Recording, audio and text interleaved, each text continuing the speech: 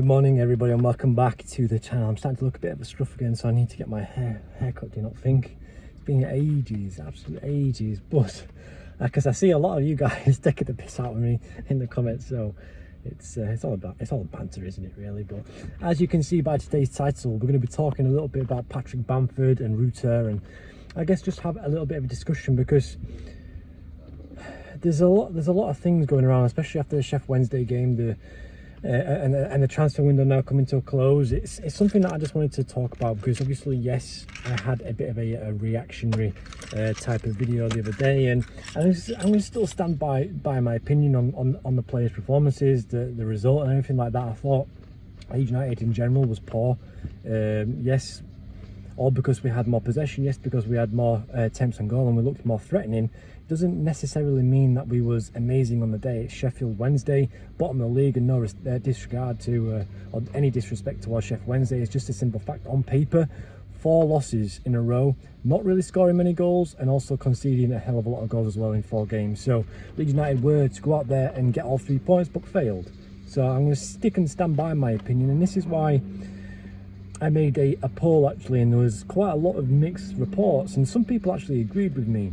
I put out on Instagram a thing about Patrick Bamford, and 50 people voted, and I think I counted around about like 17 or 18 people who voted that they didn't want him to be playing, and the rest of you guys were more of like, yeah, he could have made a difference, and yes, I kind of miss him. And that's my opinion. I think in a couple of these games, what I've seen with how Patrick Bamford would press, with how Patrick Bamford would, in a sense, link up play with the midfield, how he would, in a sense, dictate the front line and all this type of stuff. I think he would be a decent little fit at the moment, especially in this like Farker type system. Yes, it's not exactly like Bielsa where we would like press and we would have this really high intensity and all this type of stuff. But when it actually comes to the system itself, it's somewhat similar, isn't it? And of course, we've got Rutter playing up front, and we've got Perot playing alongside him, whether Perot's playing the number 10 and Rutter's playing as the number 9. It doesn't. I don't really think it works for me because, yes, of course, we've got to give Routier the time and space, and we've got to give him that time to be able to integrate and settle down in the Championship. But at the same time, he's 35 million pounds worth of player. He's apparently this massive prospect and all this type of stuff. So a division lower than the Premier League, a division lower than the Bundesliga, shouldn't you expect him to in a sense performing a higher standard? And I was comparing it to myself this morning to Erling Haaland. Man City paid 50 million pounds with a 5-year deal of instalments, right? Leeds United paid 35 million pounds with a 5-year deal, I believe, with instalments. Man City are paying 10 million quid a year for Haaland, whereas Leeds United are paying around about 7.5 million a year on Rutter. Don't you expect the difference of them to be somewhat similar quality, especially the price tag that we paid, the promising that all these like football fans and football like content creators was bringing us about Rutter? Of course, when it came in at 35 million pounds, we all thought, wow, what an exciting prospect this guy is. And yes, it's there, but when's it going to like fully come out? When's it going to come out every game, you know?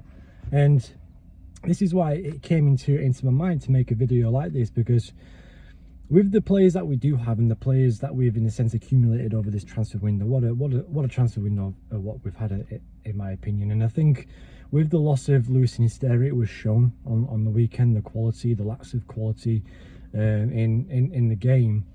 But at the same time, with this whole like Jadon Anthony signing, I don't really think it's a bad one, in my opinion. I think we're going to see a very good quality player come to Ellen Road and in a sense show us and prove to us that he is a decent player. I rated him as soon as he came in. I did a video the other day, and I highly rate him. I did a little bit of analysis video and stuff like that. So some fans are not happy with it, some fans are happy with it. So it's always going to be a hit and miss thing with football, isn't it? I mean, you're not going to please everybody, but at the same time, hopefully he can come in and prove us all wrong, or a lot of the fans wrong, that he's a player of high caliber. And as well, Luis Sinisterra, yes, he's got that X factor about him. He's got that extra bit of fizz about him, but at the same time, he's injured most of the time. So like Joe said on his video, If Jaden Anthony can come in and play pretty much every game, or feature in every game, or most of the games, then I think we're going to have in a sense, a bonus, you know, because at the end of the day, we've got a player who's fit, we've got a player who wants to play for the club, and a player who's going to give that championship quality. So overall, this is the argument that I'm having with myself, with Rutter and Patrick Bamford. I want Patrick Bamford to come back. I do. I kind of miss him, just because of the fact that, yes, he may not be fully up to it right now, but when he's on form, he's phenomenal. He'll score us goals, and this is what we need. And can you imagine Patrick Bamford up front at the 4-4-2? It'd be unstoppable, you know. And I don't really think Rutter has that quality that we're all expecting. I just don't think it's worked out in England, in my opinion. He's been here since January, so he's been here, what, 9 months now, nearly a year, and he's just not up to scratch, in my opinion. So I'd like to know your thoughts. Would you like to see Patrick Bamford back in the first team? Would you like to see him fighting for that first spot? Would you like to see him alongside Perot? Because personally, I think him and Perot would be very, very suited, in my opinion. So yeah, I just wanted to bring this video out because obviously I made a poll yesterday. Nearly 300 of you liked it, 300 of you saw it, and about 50 people voted. So it was nice to see your guys' opinions as well. So I'd like to know people from Instagram, YouTube, to get your in a sense, debate and opinion over the line. But anyway, guys, thank you so much for watching. It's the international break now.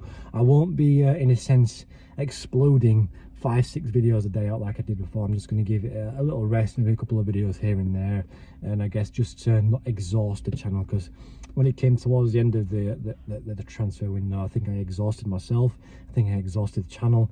So it'd be nice just to get a couple of videos out here and there, and I guess just have a little bit more of a structured channel until the Millwall game. Anyway, guys, thank you so much for watching. Make sure you like the video as well.